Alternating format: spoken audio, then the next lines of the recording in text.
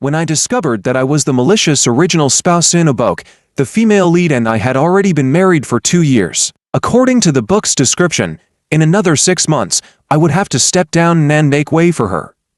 And this 6 months would be the period where I continuously make mistakes, while also advancing the romantic relationship between the male and female leads. In the morning, as usual, I prepared my dear wife's favorite sandwich and hand-ground coffee. Then, I handed her the bag and keys, and saw her off at the door. Standing at the doorway, watching the tail of the car disappear into the distance, a sudden flash of insight hit me, and everything I had forgotten came rushing back. At that moment, it felt like a sudden enlightenment, as if I had entered a state of epiphany. Here's the story. 25 years ago, I was reincarnated into the world of this book with memories of my past life. At first, I didn't know that I was in a book. It wasn't until a man, with a broad smile, said, "Baby, we finally have names. We are called Bill Wan," David gently said. "Willow, what do you think?" David Wan is the man in front of me, my dad. As for Willow, without a doubt, it must be my mom. Bill. How should I put it? A bit cheesy. Although the name Bill sounded familiar to me, I didn't think too much about it.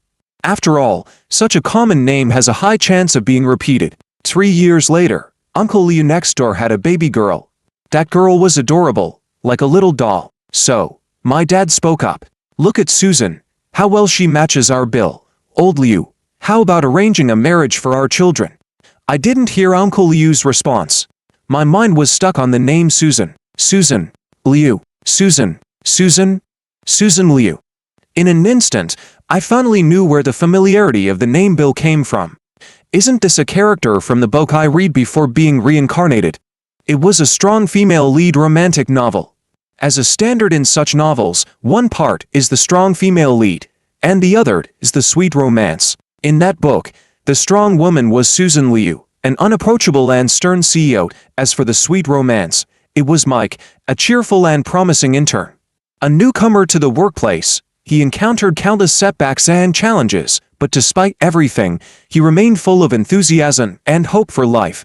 His persistence and resilience made the CEO see him in a different light. Not only did she not blame him for his mistakes, but she also helped him a lot. Gradually, the boss's initial curiosity about the intern turned into deep affection. Thus began a romantic love story between the two. And for a beautiful love story to be enduring, there must be some clueless elements to add some spice. Dill was this clueless element. Dill and Susan grew up together as childhood friends. They were engaged as children and got married as soon as they reached the legal age. Dill loved Susan very much, but for Susan, her feelings towards Bill were more familial than romantic. Or rather, before Mike, Susan didn't know what love was. Her career and love life seemed to be prearranged, and she just followed along. But Mike's appearance was like a ray of sunshine, breaking the stillness of a stagnant pond and igniting a passion in Susan that she had never experienced before. However, they were innocent. Even though their relationship was filled with romantic tension, they never crossed any moral boundaries. To advance the plot, this is where Bill steps in. As a husband, he quickly noticed his wife's unusual behavior and, through careful investigation, found Mike. Then came all kinds of suppression and bullying of Mike. His actions not only failed to harm Mike but also made Susan realize her feelings for Mike. At this point, I just want to say, well done. Thus, with each of Bill's antics, Susan grew to dislike him more and more, even asking for a divorce. Dill refused to agree and instead had Mike kidnapped, intending to ruin him. This crossed Susan's bottom line, and she used her powerful methods to bring down the Wong family and use Bill's own tactics against him, ultimately destroying him. Dill died silently and without notice. Susan and Mike lived happily ever after, eventually having a pair of twins. Happy ending. Damn it. When I realized I was in a book, I had only one belief: cherish life and stay away from Susan. And that's what I did. Well, until she turned 3. Before Susan turned 3, I made sure to show my respect by staying away from her, seeing her, avoid, approaching her, cry. Determined to become the most familiar stranger to Susan. But fate had other plans. It was working. Even our parents thought we were incompatible. But fate insisted on opposing me. When Susan was 3 and I was 6, I fell and hit my head. After that, I forgot everything about being in a book. My eyes and heart were filled only with Susan's adorable face. For the next 22 years, I became Susan's biggest fan, protecting and spoiling her, never letting her get hurt.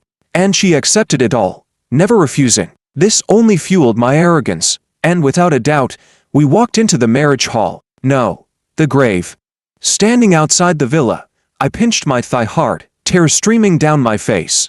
Damn it, seduced by beauty. Walking into the villa, the elegant sandwiches and steaming hand-ground coffee were still on the table in the living room, untouched. Thinking back, starting 4 days ago, Susan suddenly stopped eating the breakfast I made. Her excuse was, too early, not hungry.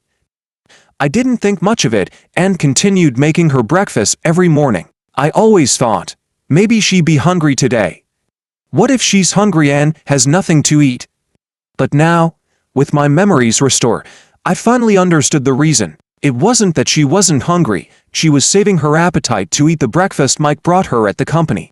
Mike said coffee in the morning was bad, and sandwiches lacked the warmth of home. Mike said, I love so milk and deep-fried dough sticks, and I also make my own millet porridge. Susan, try some. SSSS. I took a deep breath, feeling a sharp pain in my heart. What should I do? Sitting at the dining table, eating the sandwich I made, I felt like I was chewing on Max. Damn it, the heavens are unjust. If I had always remembered being in a book, I wouldn't have gone near Susan, knowing that she would fall for someone else in the future, yet still getting involved with her. Wouldn't that be self-torture? If I had just transmigrated into the book now, I would have immediately filed for divorce, cutting ties with Susan and all the messy affairs. But 22 years, I have loved Susan for 22 years, and my love for her is real. Susan is special to me. I always believed that Susan loved me, even if it wasn't as deep as my love for her. I was still unique to her. That's why I could chase after her for so many years. Now you tell me, she doesn't love me, and has another true love. What do you want to do? Kill me? At this moment, the housemaid opened the door and came in. Seeing me, she asked, Sir, what would you like for lunch today? I'll go buy groceries. Suddenly thinking of something, I stood up abruptly. Butler Sophia, make some dishes that Madam likes. I'll go to her company at noon. Okay. Start preparing. I'm going out for a while. All right. I drove away from the villa and went straight to the hospital. Susan's period was a week late this month. I hadn't paid much attention to it since her periods were always irregular. But with my memories returning, I remembered something. In the original story, Susan had a child, but Bill didn't know. One time, Bill went to the company to find Susan and saw her helping Mike with his tie as soon as he opened the door. In fact, there was nothing between them. It was just Mike's first time wearing a suit, and he didn't know how to tie it. Susan, who often helped me with my tie, assisted him out of habit. But Bill didn't know. He went crazy, rushing forward to hit Mike. Susan protected Mike and was pushed away by Bill. This push caused Susan to lose her child. Bill was devastated, feeling he had hurt Susan, and almost committed suicide. But he didn't know that Susan didn't want the child in the first place. I drove steadily to the hospital. Susan and I had been married for 2 years, but always used protection. We tacitly agreed not to rush into having children. I didn't know what Susan thought. For me, I just wanted a few more years of life together as a couple. Soon, I arrived at the hospital. Feeling numb, I went straight to the gynecology department. Unsurprisingly, I saw Susan. I watched her waiting for her number, seeing the doctor, paying fees, undergoing examinations, and waiting for the results. The whole process took 2 hours, during which my mind was blank. I couldn't think of anything. I watched Susan come out of the clinic. She held the lab results. She was silent for a long time, then tore the paper into pieces and threw them into the trash can. She left. The cigarette between my fingers fell to the ground. I didn't snap out of my daze until I reached the hospital entrance.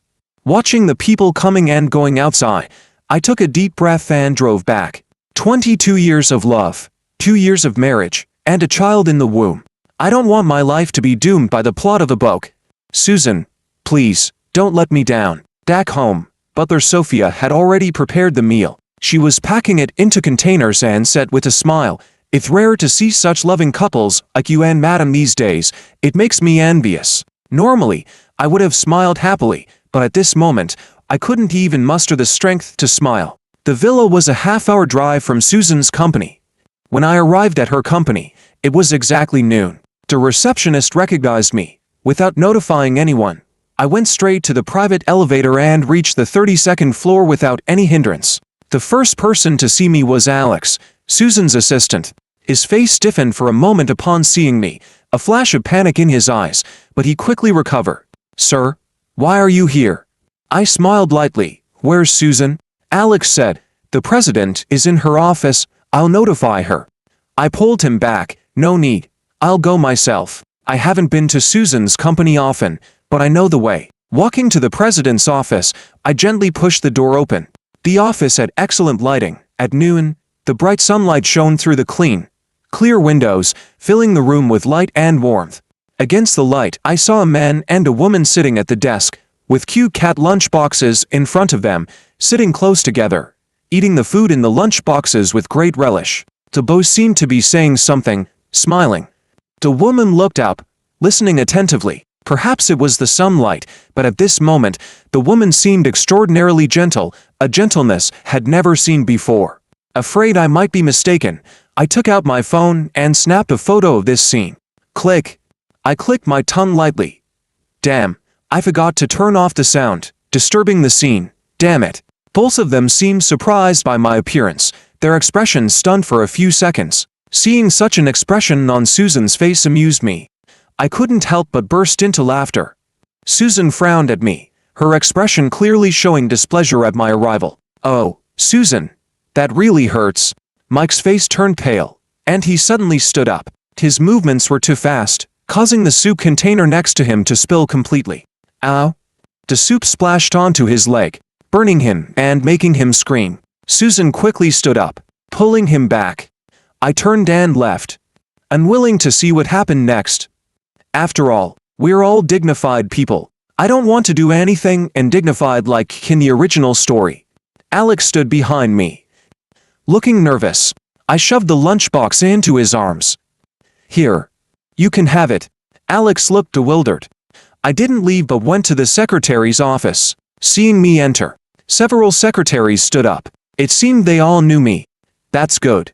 Saves me from explaining. "Who is Joel?" I asked. A meticulously groomed man stepped forward, trembling with fear. "Sir, it's me. What can I do for you?" I took out my business card from my bag and handed it to him. "I'm very interested in what you have. Remember to contact me." Joel looked stunned. By the time I left the secretary's office, Susan was already standing outside. I masked my emotions and brushed past her with a blank expression.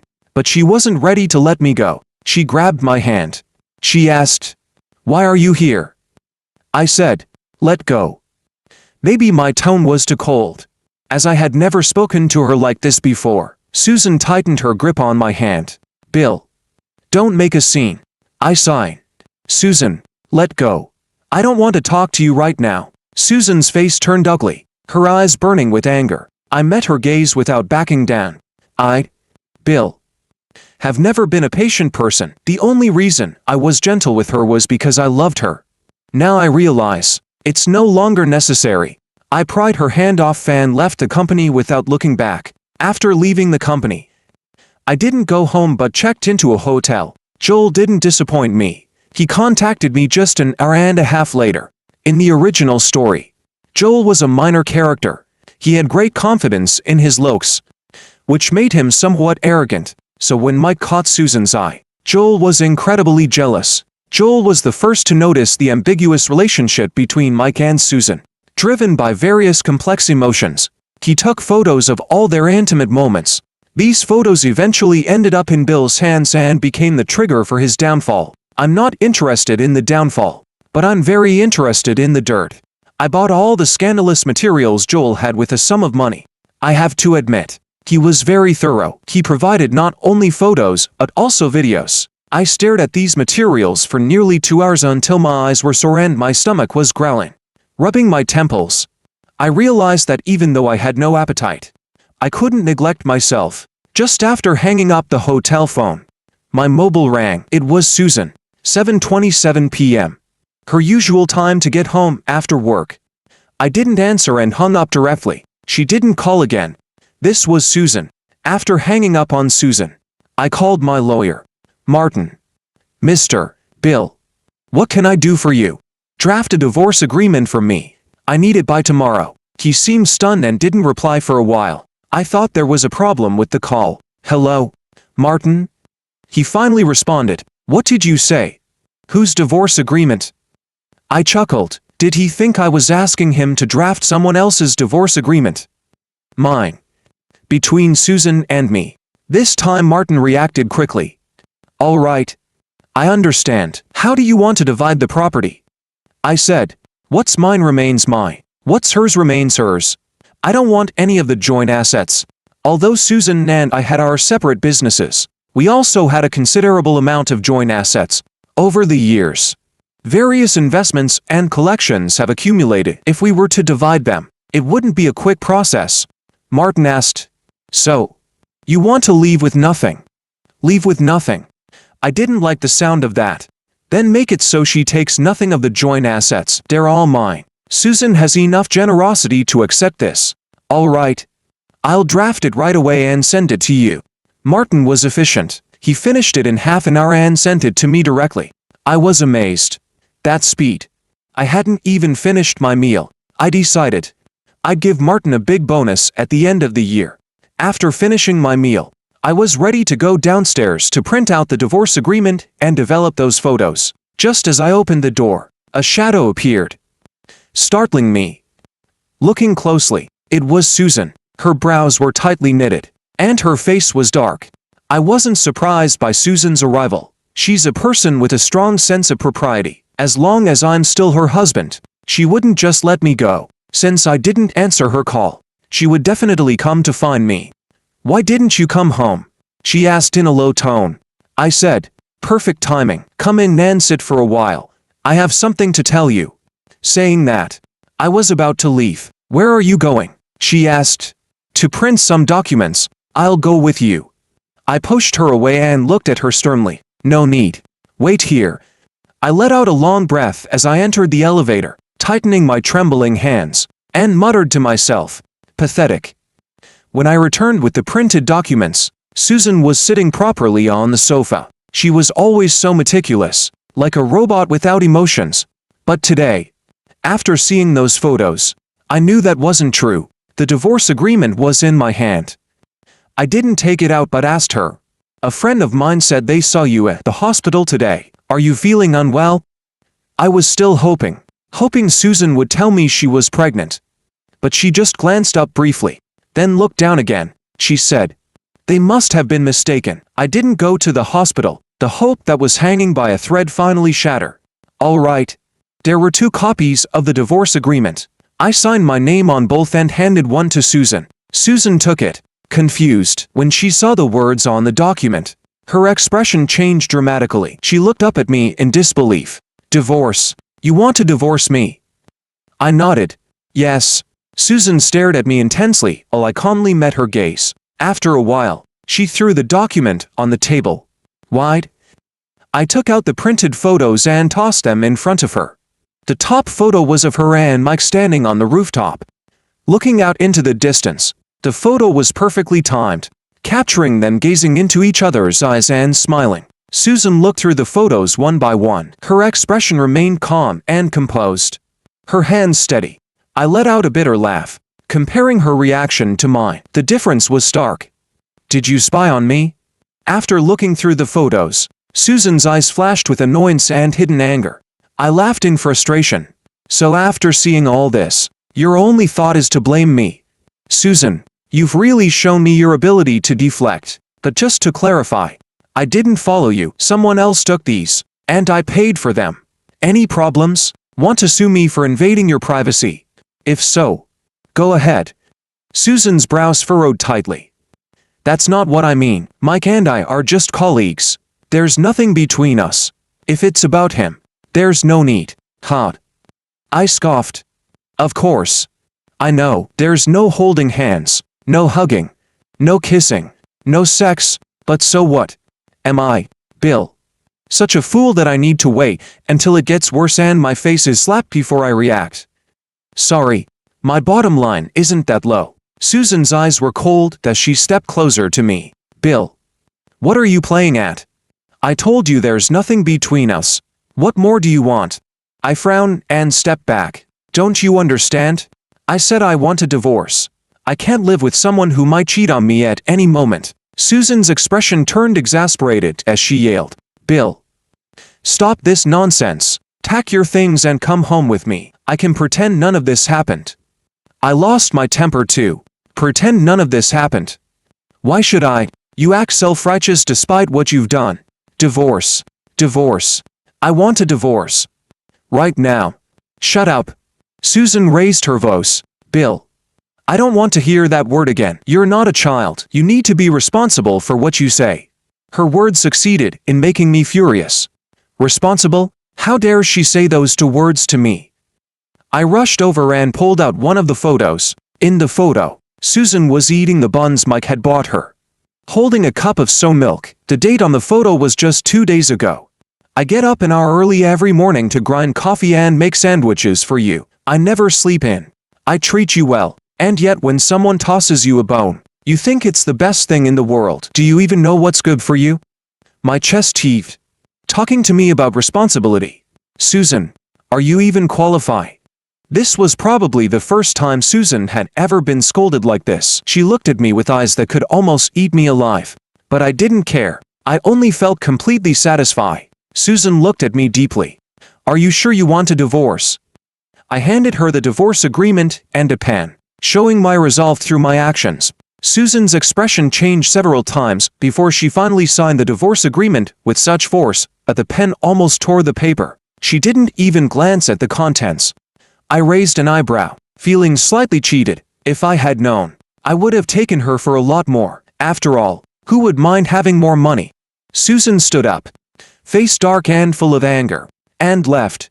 As she walked away, I reminded her, bring your ID and household registration book. I'll meet you at the Civil Affairs Bureau tomorrow morning. She paused, then walked away without looking back. The next morning, I woke up at dawn. I glanced at the time. 6 o'clock.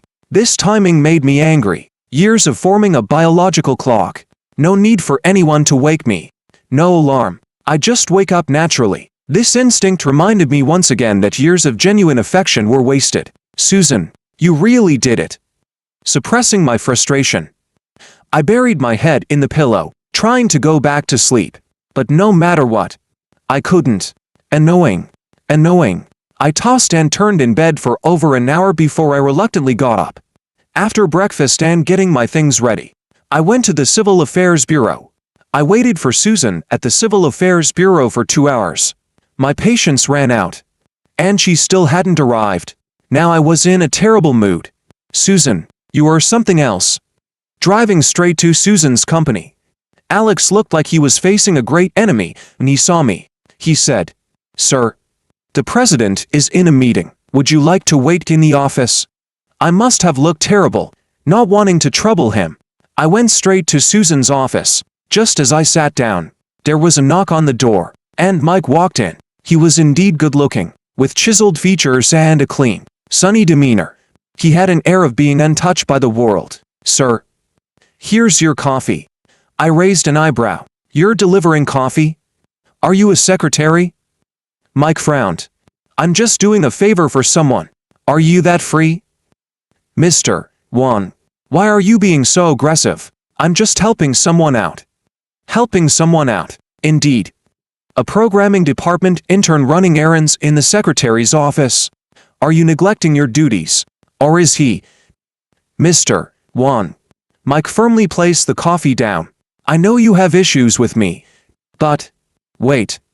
I interrupted. This is our second meeting. Why would I have issues with you? Why must I have issues with you? Mike looked stubborn. I know you mind my interactions with Susan, but we are just friends. As her husband, you shouldn't deprive her of the right to make friends. I nodded. A friend who brings her breakfast, makes her lunch, eats with her, freely enters her office, interferes with other departments' work, and roams around during working hours. Is this all part of the special privileges she gave you? Mike, we're both men. We both know what your actions mean. Isn't that right, Susan? Mike spun around. And upon seeing Susan, he immediately put on a look of extreme restraint, pretending to be strong. Susan. Susan's face was grim. Mike looked at her with earnest eyes. But she didn't even spare him a glance. Walking straight to my side, she grabbed my hand. What's going on? It was only then that I noticed the stinging pain in my hand. Looking down, I saw a patch of red where the coffee had splashed. Seeing Susan's seemingly concerned expression, I felt a bit disheartened. I pulled my hand away from her grasp. I don't need you to care. Susan's face darkened. What exactly is going on? Mike looked humiliated. It's all my fault. I accidentally spilled the coffee just now. Susan then turned to Mike. All right. You can leave now. Mike glanced at Susan, then stubbornly turned and left. Alex, go buy some burn ointment. Okay. Susan, manager, I'll go right away. I scoffed. What's this? Playing out a scene from The Cowherd and the Weaver Girl, making me look like the villain who's breaking up a pair of lovers. Susan glared at me. Bill, what do you really want? Making a scene in public. I looked at her expressionlessly. What? Seeing me bully your little lover, feeling heartbroken? But what can I do? I still hold the title of your husband, and I have some right to discipline any mistresses who come up. If you really cared about your little lover, you shouldn't have stood me up. I waited for you at the Civil Affairs Bureau for 2 hours. Where were you? No show. No call. Is your time the only time that matters? Who the hell doesn't have millions at stake every minute? Susan's face grew darker. Civil Affairs Bureau? Why were you at the Civil Affairs Bureau? I looked at her in disbelief. Why at the Civil Affairs Bureau? For a tour. Of course. For the divorce. Did you think signing the divorce agreement yesterday was just for fun? Susan stared at me, her breathing becoming more rapid. And suddenly she collapsed backward uncontrollably. My heart tightened, and I quickly caught her. Susan shook her head, looking very uncomfortable. What's wrong with you? Ignoring my question, she pushed me away and dry heaved a couple of times. Is this morning sickness? I gritted my teeth and asked again. What's wrong with you? Susan looked up at me, her face pale, but her gaze was icy cold. You want a divorce, right? Fine. Let's get divorced. I laughed. This was the answer I wanted, and even now, it's what I wanted, but I felt a deep sadness, emotions surging from the depths of my heart. My eyes grew hot, and tears uncontrollably streamed down my face. Susan was stunned. You're crying. I took a deep breath. You so wrong. Susan's lips trembled. Bill, we need to talk. In these 25 years of my life with Susan, there was never a moment we were absent from each other's lives. But because of the 3-year age gap, it always felt like I was waiting for her. When she was 3, I was 6 when she started kindergarten. I went to elementary school. When she was 6, I was 9. Just when she started elementary school, my classroom moved from the West Campus to the East Campus. When she was 10, I was 13. Just when she moved to the West Campus for a year, I went to middle school. When she started middle school, I went to high school. When she started high school, I went to college. When she finally got into my college, I had already started interning in the real world. So, how should I put it? A 3-year age gap really is a hurdle. But even so, I was with her throughout her 4 years of college. In college, I confessed to her. She accepted, and we were together. At that time, I rented an apartment outside of school, and Susan moved in with me. Back then, I was already very busy, and the rented place was far from my company. But even so, I would come back to our little home every day. Susan would be there waiting for me.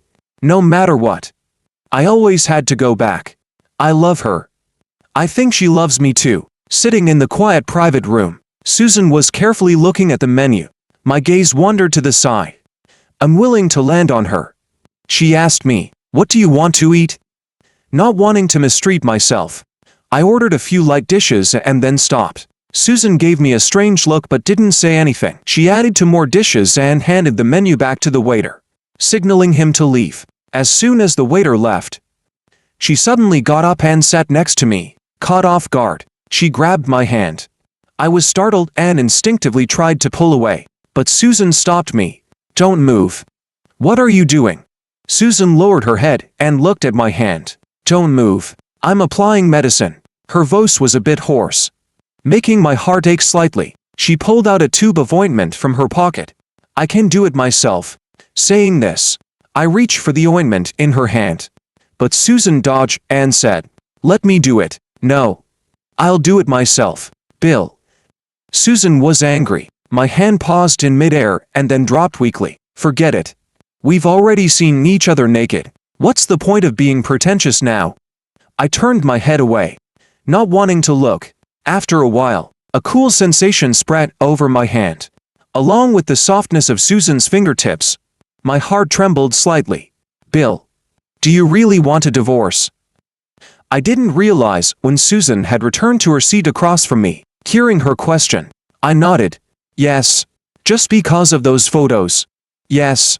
Susan took a deep breath. She was frustrated and trying to suppress her emotions. She said, Mike and I haven't done anything inappropriate. Not before. Not now. And not in the future. What are you really upset about? It's just a normal superior-subordinate relationship. You work too. Don't you understand? It was really hard for Susan to repeat such pointless words over and over again. Susan, I looked up at her. Why don't you sit next to me? Why do you always sit across from me? Susan frowned, looking confused, as if she didn't understand the meaning of my words. Or perhaps she had never considered the question. I said, from the age of 3 until now, 22 years. Let's count 300 days a year. That's 6,600 days. Rounded down to 6,000 days, assuming one meal a day. We've had at least 6,000 meals together. In these 6,000 meals, you've never sat next to me. Always across from me. Just like earlier. Even though you sat beside me to apply medicine, you still returned to the seat across from me. Look at the distance between us. At least a meter. But with him, you can sit side by side. What was the distance then? 5 centimeters? Or 0? Susan froze for a moment, then stood up awkwardly. I raised my hand to stop her. Don't come over. It was just an accident. In the office. The only table where you can eat is that one. And it can't. I didn't let her finish and interrupted her directly. Do you remember when we were in college? We lived in Yicheng apartments. And every morning before going to work, I would get up to make you breakfast. At first, I didn't know how to cook, so I could only heat up milk and cook plain rice porridge. But you can't eat that every day, so I learned to cook. When I wasn't busy, I would try making various breakfasts at home: buns, dumplings, soy milk, fried dough sticks, wontons, noodles. Later, I even started making egg-filled pancakes and jianbingguozi at home. Back then, breakfast was all I could make for you. You waited at home for me, and I wanted to make sure you ate well in the morning. But you didn't have an appetite in the morning. I could tell you were struggling to eat what I made. So, I simplified the breakfasts again. The only breakfast you can completely finish in the morning is a sandwich, 2 triangular slices of toast, a soft boiled egg with a bit of pepper, 2 slices of luncheon meat, and a piece of lettuce. The most important thing is that you don't want any sauce. You probably don't even realize this yourself, but I figured it out from making you breakfast day after day. As for the hand-ground coffee, you don't like milk because it makes you bloated. You don't like soy milk because you can't stand the texture, but coffee with milk, you can drink very comfortably. Don't I know that drinking coffee in the morning is bad for the stomach, but you like it. And have you ever had an upset stomach from drinking coffee in the morning? Susan, do you know what the soup you drink every night is? It's to nourish your stomach. I've nurtured your stomach day by day so that you can drink your favorite coffee in the morning. And even if you skip a meal or 2, you won't get a stomachache. It's not for you to eat junk food. Susan's expression was grim, her mouth open and closed. And finally, she looked at me intently and said, It won't happen again. Never again. I shook my head. There's no never again. Susan, the smile you show him is a smile you've never shown me. Not even when we took our wedding photos. During our wedding photo shoot, you had the same expression the whole time. Later, I overheard the staff gossiping. They said, This woman must have been forced into marriage. Look at her. Not a single smile from start to finish. She seems very unhappy. I wasn't unhappy. I was just nervous. There was something in Susan's eyes that I couldn't understand. Like panic. I shook my head. Impossible. When has Susan ever panicked?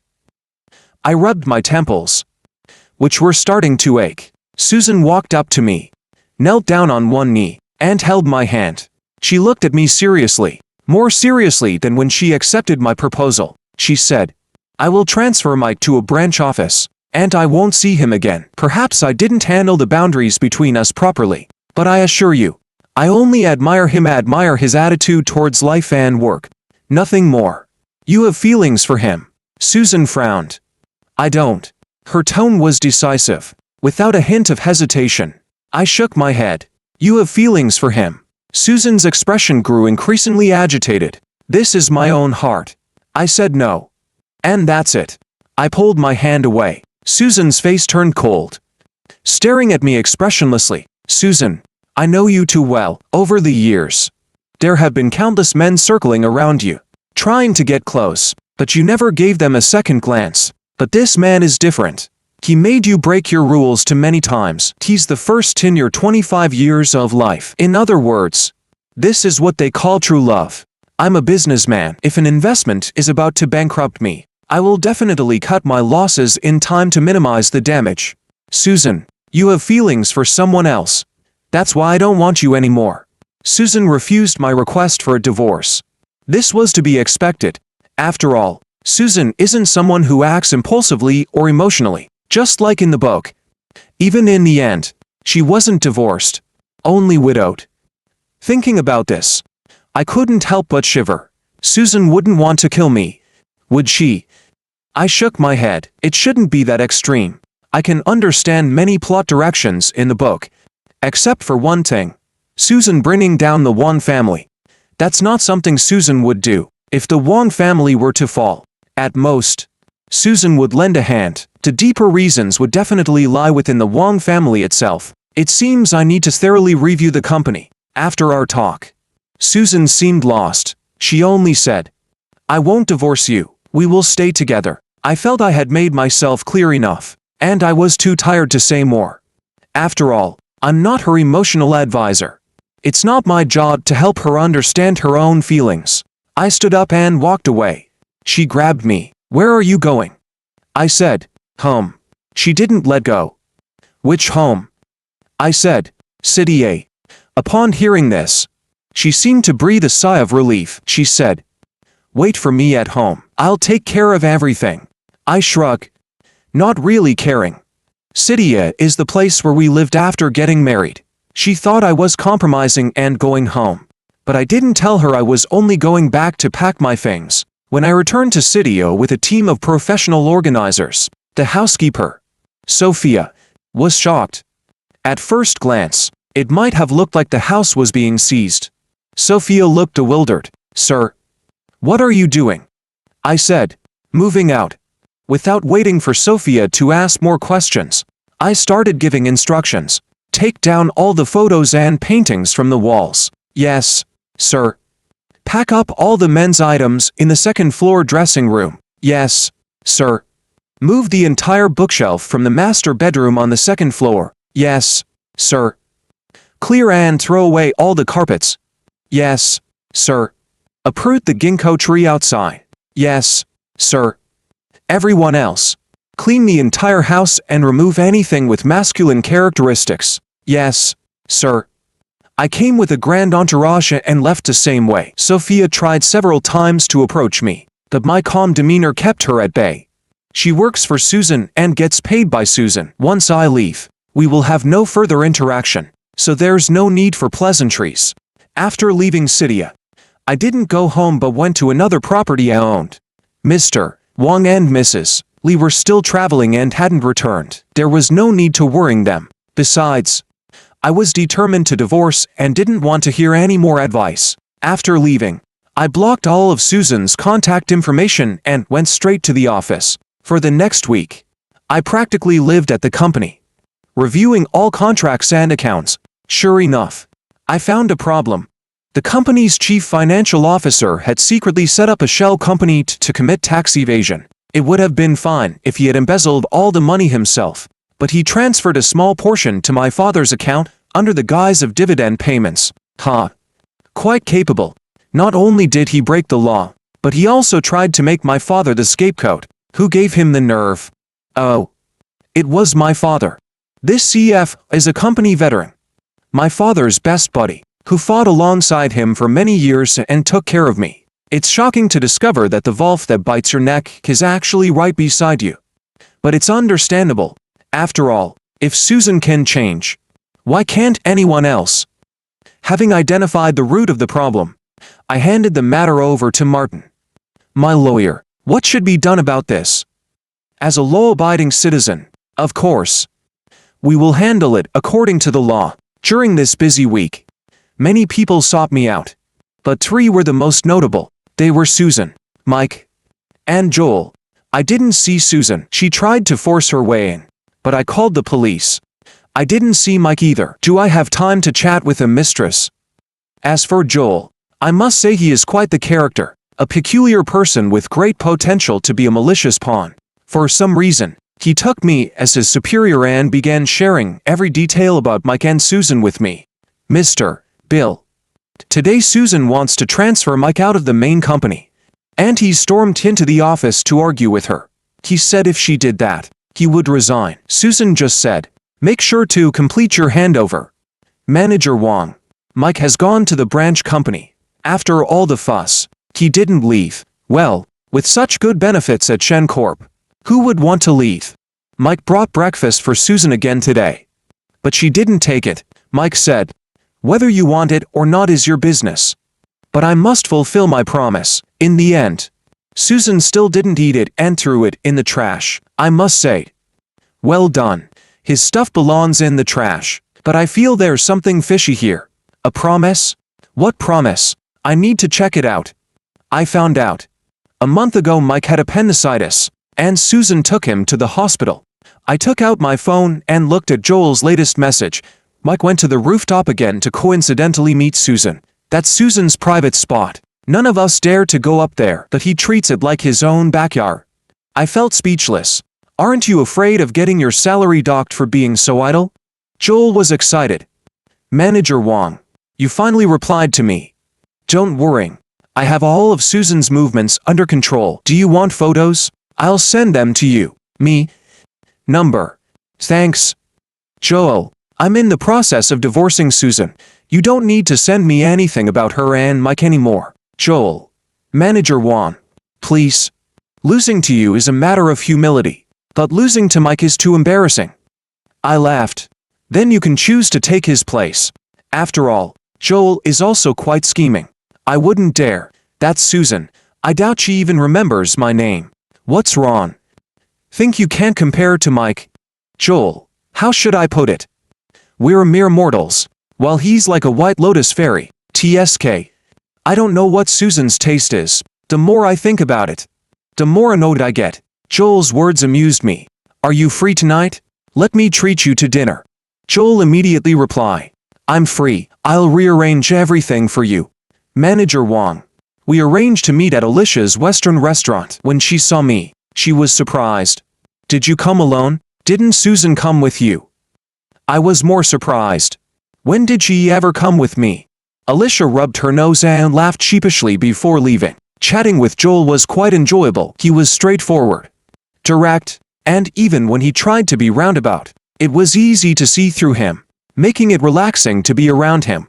But life is a play, full of coincidences and surprises. For instance, Mike happened to work part-time at this Western restaurant. When he saw me, he instinctively wanted to hide, but the next second, he suddenly straightened up. Seeing him, Joel rolled his eyes. Oh, is he trying to pull off some inspirational act again? Mike looked aggrieved. You should ask Mr. Bill. I was bewildered. What did I do? I waved him over. Come here and tell me. What did I do to you? Mike's eyes were filled with anger and grievance. He said, Mr. Bill, if there's been a misunderstanding between me and Susan that has caused you distress, I can explain, but taking it out on my parents, isn't that too much? Mike, I'm giving you a chance to speak, so use your time wisely. Don't play word games with me, holding me accountable. You're not qualified. Just as I finished speaking, Susan rushed in hastily. She was wearing a light gray suit, one that I had bought for her. A misstep. I had thought of everything but forgot about the things I had bought for her. I should have taken those too. I laughed. Seems like I spoke too soon. Apparently, you are qualified. See? Your backer is here. Mike turned around, looking at Susan with delight. But Susan didn't even spare him a glance. Her gaze was fixed on me, not leaving for a second. I looked at her. She seemed haggard, thinner, with a touch of desolation in her eyes. I said, "Are you here to support your little lover? Why do such dishonorable things? Just divorce me. What's the thrill?" Susan seemed not to hear my words. She took a few steps forward, staring at me intently. "Why didn't you come home? Why didn't you see me?" I put on a cold face, not wanting to continue this pointless conversation. I turned to Mike. "I know you've been trying to find me these past few days. I'll give you one last chance. Say what you need to say." Mike looked at Susan with hopeful eyes, but seeing that she wouldn't respond to him, he looked at me with humiliation. "Mr. Bill, why did you fire my parents? They worked diligently at Wang's for so many years. How could you dismiss them on a whim? What did they do wrong? Is it such a coincidence? Mike's parents work at my company? This really complicates things for the malicious original wife. Mike, you've watched too many romantic dramas. Do you know how many people work at my company? Thousands of employees. Who are your parents that I would personally fire them? Even if their dismissal was unrelated to me. What if it was at my behest? Do you think I run a big company and earn so much money to do charity? It's for my own satisfaction. As the top decision maker of the company, don't I have the right to fire a few people with bad conduct? Susan, don't I? I coldly looked at Susan. Susan looked back at me and said, "Come home with me. I've retrieved everything. Everything will be like it was before. Come home with me." Me? What? Mike was unhappy. "On what grounds do you say my parents have bad conduct?" "Because they raised a son with bad conduct." Mike's face turned red. "Mr. Bill, you're too much. Just because you have money and power, you think you can bully people? What did I do? How can you say that about me? I was just grateful to Susan for taking me to the hospital. I bought her breakfast and made her lunch out of gratitude. What did I do wrong?" I nodded understandingly. "I get it. I understand." I glanced at Joel, who was watching the drama with excitement. I asked him, "If you had appendicitis, would you call Susan?" Joel shook his head vigorously. "Do I not have a phone? Wouldn't I call 911? Don't I have parents? They'd be the first I'd call. Don't I have friends? Am I that pitiful? If worst comes to worst, I can crawl out and knock on the neighbor's door." Mike's face turned from green to white. "And even if I did call Susan, at most she'd call 911 for me." My words cut deep, each one a precise stab. But Mike's face showed a glimmer of hope. Susan didn't look at him. She said, "It won't happen again." I felt disinterested. "Mike, don't get discouraged. Once I'm done divorcing Susan, you can take your place. For now, be patient. Don't give me a chance to finish you off." Susan clenched her teeth and grabbed my hand. "We're not getting divorced. Not now. Not ever. There's no one else. Only you. What's the point of saying these things now?" I tried to pull my hand away, but she wouldn't let go. I didn't mean to throw her off. Just one push, and she stumbled, hitting the edge of the table. Her face turned pale instantly, and she clutched her stomach protectively. She held my arm tightly. The baby, Bill. Our baby. Did I want a baby? The answer is yes. Before I brought out the divorce papers, I always hoped Susan would tell me she was pregnant. I thought, as long as she said it, I would forgive her. It wouldn't matter if she liked Mike or if she had feelings for him. As long as she still wanted to keep our baby, we could start over. But she never said it. Even as we proceeded with the divorce, she never said it. I thought she had already terminated the pregnancy, but now she says she's carrying our baby. Susan lay on the hospital bed, holding my hand tightly.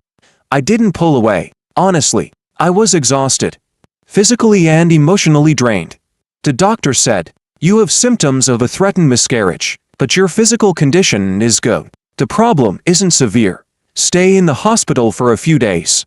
Get in for 2, protect the pregnancy, and afterward. Rest well, keep a good mood, and avoid any more impacts.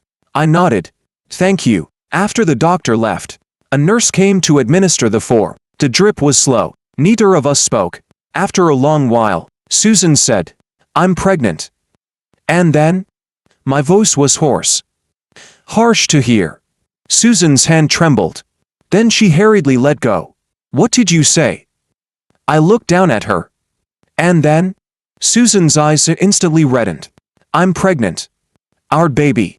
And you're asking me, and then? Even if I'm pregnant, you still want to divorce me?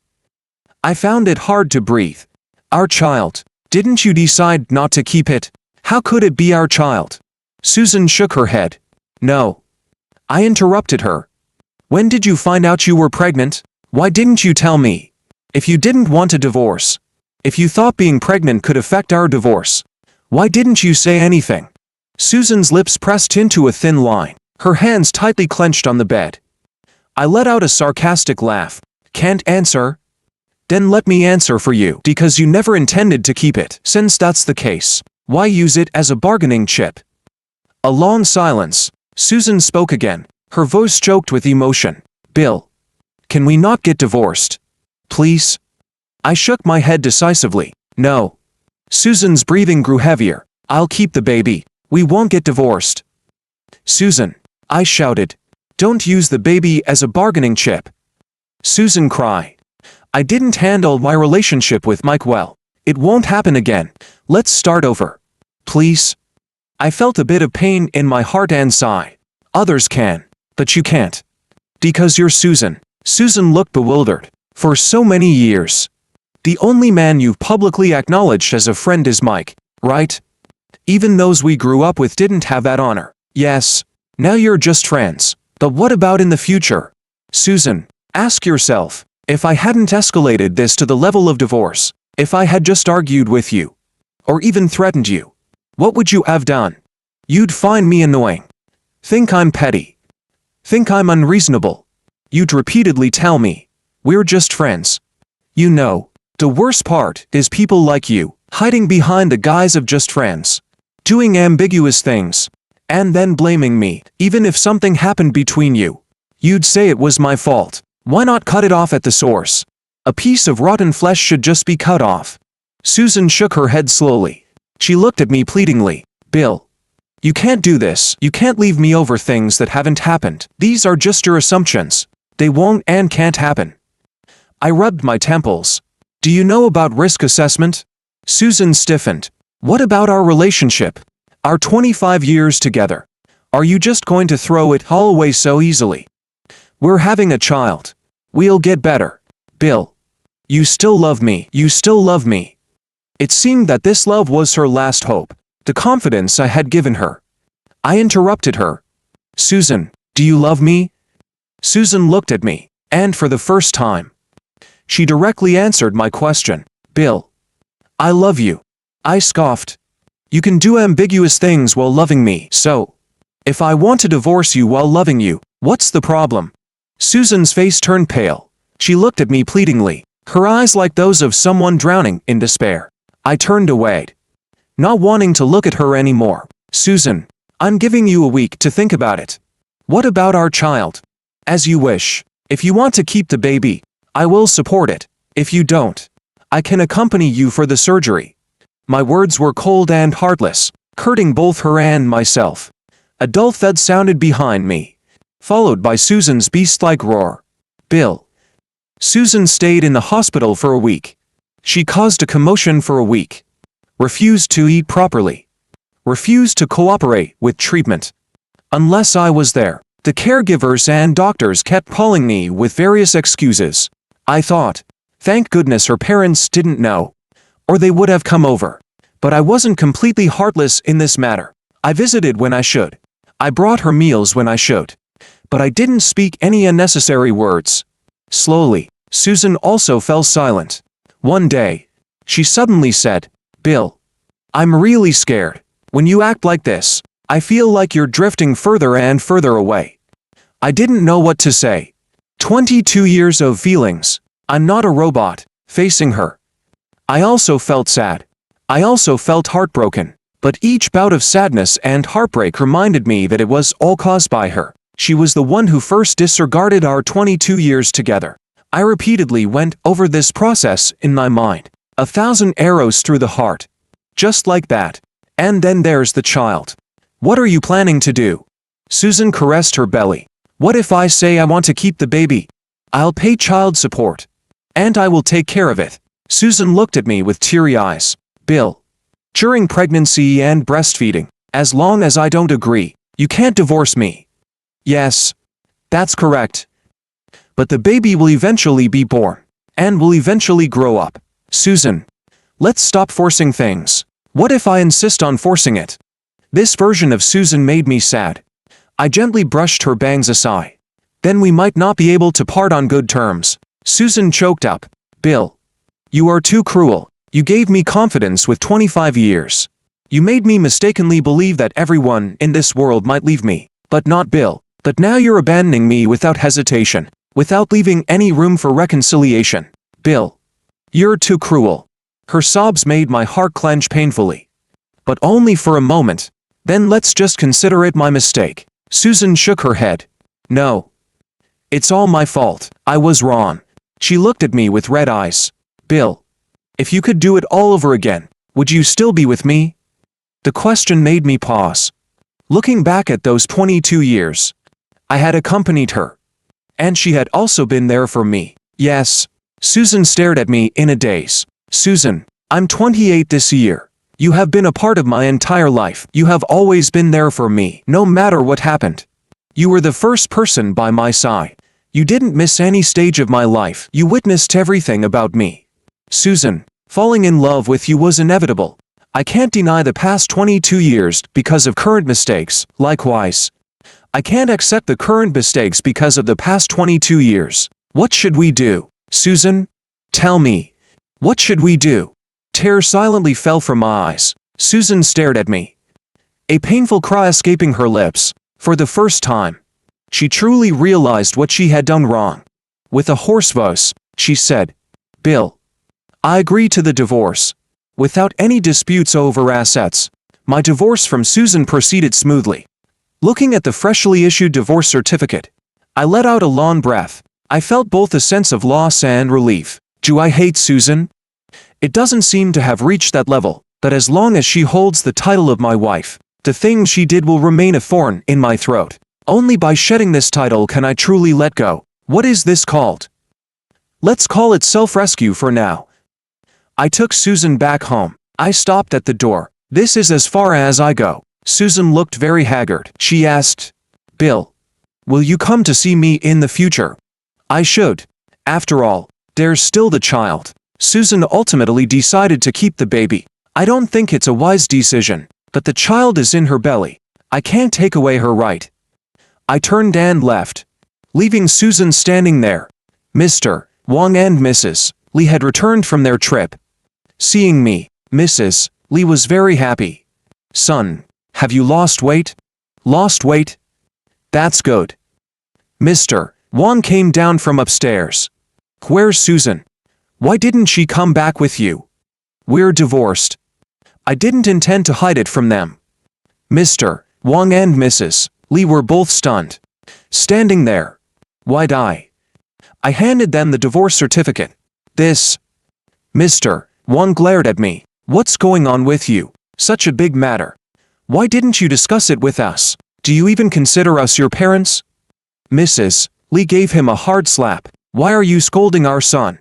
Given how he was with Susan, if it wasn't absolutely necessary. She didn't finish her sentence. I lowered my eyes, letting out a sarcastic laugh. See? Everyone knows how deeply I love Susan. Mrs. Lee suddenly stepped forward, stood on tiptoe to hug me, gently stroking my hair. It's okay, as long as you're back. Smelling the familiar fruity scent on Mrs. Lee, my nose felt a twinge, and tears uncontrollably streamed down my face, full of grievances, full of anger, full of desolation. I thought, let me be a child one more time. Let me cry one more time. For the last time. Come tomorrow. I will once again be the elegant, omnipotent young Mr. Wong. Epilogue 1. Susan. From as far back as she could remember, Susan had a big brother who could do anything. This big brother was named Bill, and he was particularly handsome. He said, "Susan is the prettiest in the world. Susan is obedient and cute. And I like Susan the most." But Susan knew that she was actually very domineering and held grudges. When she was 8, Bill fell in love with Lego. He could sit quietly and build all day. Susan didn't like it. Well, it wasn't that she didn't like it, but she was only 5 at the time and didn't know how to build. But Bill didn't mind. He would build Lego and give Susan a storybook to read while she lay beside him. Often, Susan would fall asleep while reading. At those times, Bill would stop what he was doing and cover her with a blanket. One day, a girl came to visit with her mother. Seeing the Lego, the girl wanted to play too. Susan wasn't happy, but Bill agreed and decided to play with the girl. Susan got angry and walked away. Bill chased after her. "Susan, what's wrong?"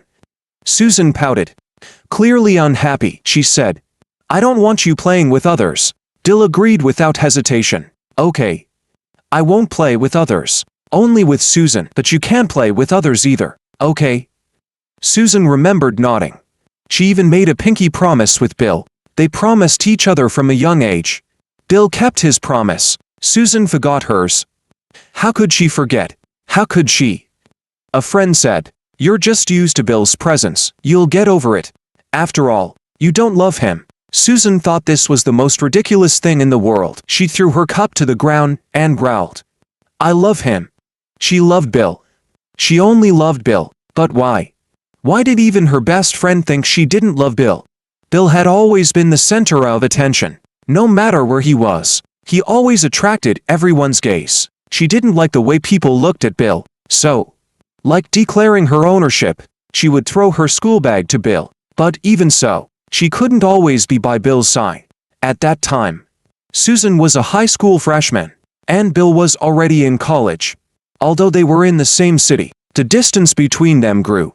One day, she saw a photo in a group chat, a path covered with flowers, dotted with candlelight, a shy girl blocking Bill's way. That was the first time Susan felt panicked.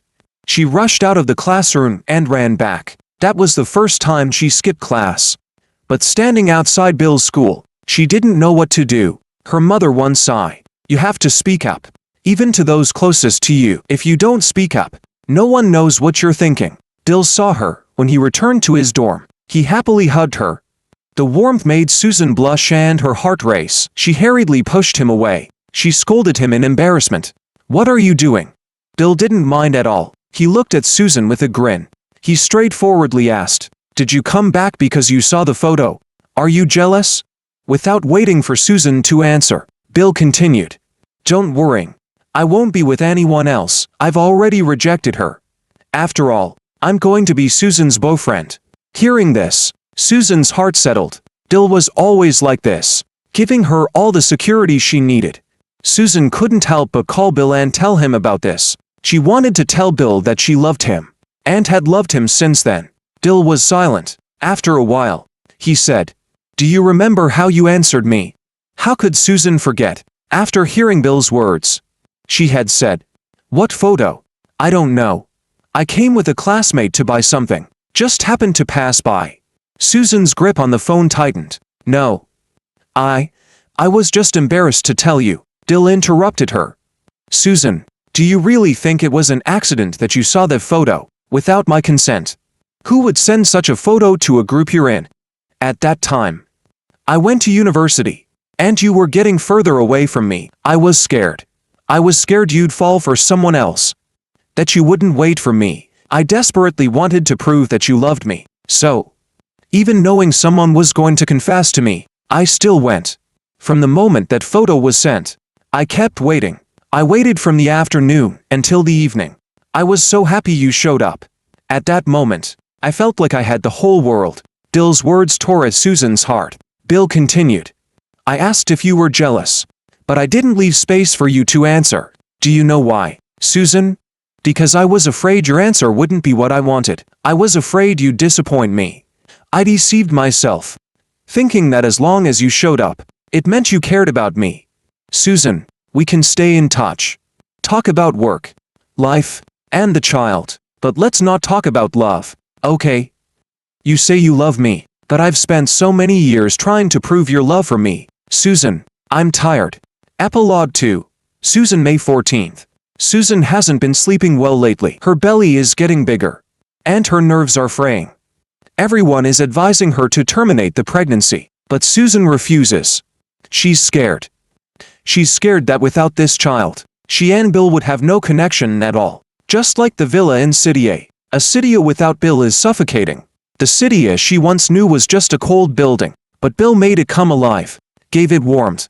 The carpets on the floor, the paintings on the walls, the vases on the tables, the stickers on the fridge, the cushions on the sofa, the decorations on the shelves, and the ginkgo tree outside. All those details she once ignored now felt like nails piercing her heart. It hurt so much. Standing on the balcony, from her current position, she could just see Bill's house. Even though she couldn't see Bill, she felt like she could breathe under the same sky. On those sleepless nights, she questioned herself countless times. Why did she let her relationship with Bill come to this point? They used to be so harmonious and happy. Susan squinted her eyes slightly. She remembered their college days. She remembered when Bill confessed his love to her.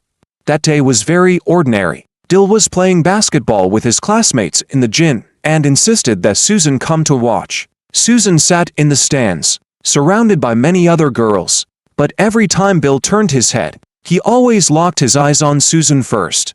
His gaze was burning, and he had a smile on his face. After the game, he went to the locker room to change.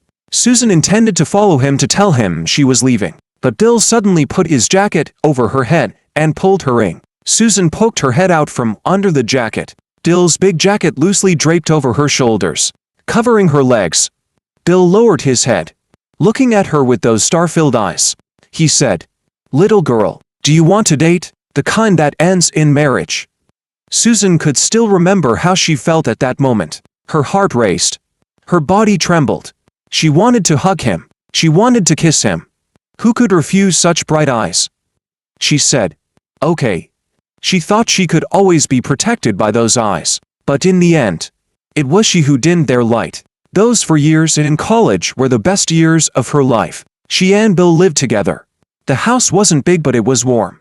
Every morning, Bill would prepare breakfast for her and give her a good morning kiss. He would smile and say, "Girlfriend, stay home and wait for me to come back and support you." Every night, no matter how late, Susan would sit on the sofa waiting for him. He would always hug her, rubbing his furry, stubbly head against her shoulder, and say, "Girlfriend, thank you for waiting." Bill always gave Susan all his love. But what did Susan give Bill? Neglect, indifference, and lack of response. Maybe it was because Bill was too good to her. From childhood to adulthood, she never had to ask for anything. Bill would do everything for her. He would remind Susan to study hard, urge her to sleep early and wake up early, and protect her from any harm. Once Bill muttered, "I didn't find a girlfriend. I found an ancestor." How did she react then? She would get angry. She would be unhappy. She would speak coldly. "If you don't want to do it, then don't. It's not like I asked you to." And every time, Bill would surrender. "How could I not? Of course. I want to. I want to the most." Susan's heart trembled. She realized she had never given Bill any warmth. No wonder Bill didn't want her anymore.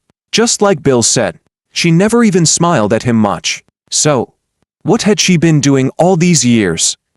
Epilogue 3. Susan. Susan remembered her wedding to Bill. On their wedding day, Susan was very nervous. Even more so than when she first negotiated a business deal. Because she was nervous, her face was tense the entire time. She heard what people were saying, that they suspected the bride was being forced into marriage. Susan scoffed, thinking these people were crazy. If Susan didn't want to get married, who could force her? She thought Bill would be as certain as she was, but she didn't expect that he would be hurt by those words. If time could turn back, she would rush into the dressing room and into Bill's arms. She would tell everyone that this was the man she loved deeply. But there are no ifs in life. What's missed is missed. Bill gave her deep certainty, but she gave Bill doubt. She deserved it. She hadn't realized her different attitude toward Mike. And she hurt Bill because of it. She admitted she was wrong.